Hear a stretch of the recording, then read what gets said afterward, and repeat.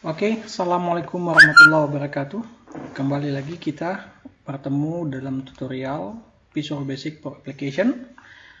Jadi, untuk materi hari ini adalah kita pembuatan sub.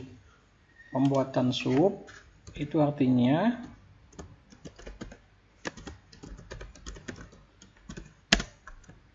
sebuah urutan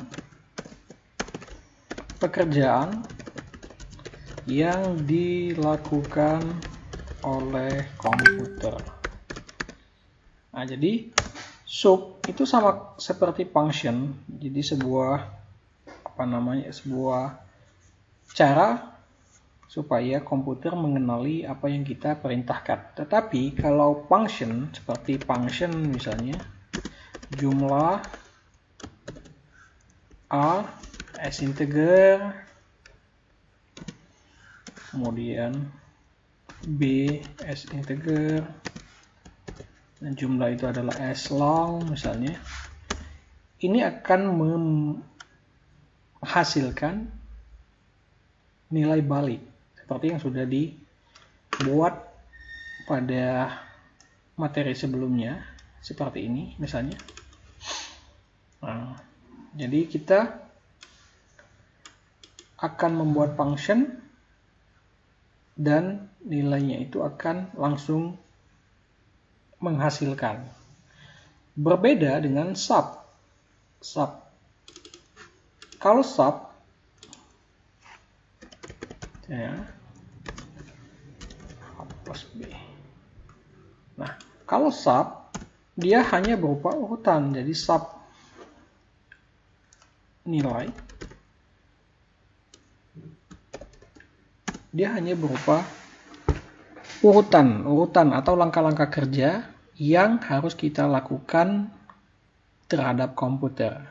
Nah, jadi urutannya itu harus sesuai dengan urutan seperti urutan yang ada di laptop ini. Nah, itu ada 1, 2, 3, 4, 5, 6. Jadi langkah satunya seperti apa? Langkah 2-nya seperti apa, langkah 3-nya seperti apa, dan seterusnya. Jadi di dalam sub itu tidak akan mengenal yang namanya urutan yang tidak teratur. Misalnya 1, 4, 2, 5, 6, dan seterusnya. Ini tidak boleh. Jadi urutan di dalam sub itu akan membuat kita memahami langkah-langkah apa yang akan dikerjakan oleh komputer. Nah, contohnya adalah seperti ini. Nah, jadi kita langsung mencoba sub di dalam looping. Jadi contohnya kita membuat suatu urutan yang dikerjakan dengan komputer dengan nilai pertama. Ini langkah pertama. Kita bisa kasih langkah pertama, ini langkah pertama, kemudian langkah keduanya seperti ini, langkah ketiganya seperti ini, dan langkah keempatnya seperti ini. Nah, ini adalah langkah-langkah. Jadi kita memberikan perintah kepada komputer. Yang pertama, lakukanlah deklarasi. Jadi sub for next 1, lakukan deklarasi langkahnya itu. Langkah kedua, kita harus menjelaskan kepada komputer I yang ada di dalam deklarasi itu adalah bernilai 1 sampai ke 10. Setelah ini, setelah diberikan nilai 1 sampai 10, maka nilai dari I itu kita tampilkan dalam kotak pesan. Gitu. Jadi langkahnya seperti itu. Langkah selanjutnya adalah ulangi terus sampai nilai 1 sampai 10 ini menampilkan pesan sesuai dengan jumlah nilai I itu sendiri. Untuk langkah mudahnya kita ngeceknya menggunakan F8. Nah, F8 ini akan menghasilkan tanda kuning. Kemudian kita F8 kembali. Dim ini tidak dibaca dengan warna kuning karena dia hanya berupa deklarasi. Tetapi untuk yang kode for sampai next itu akan dibaca sehingga akan menampilkan tanda kuning seperti yang ada di layar.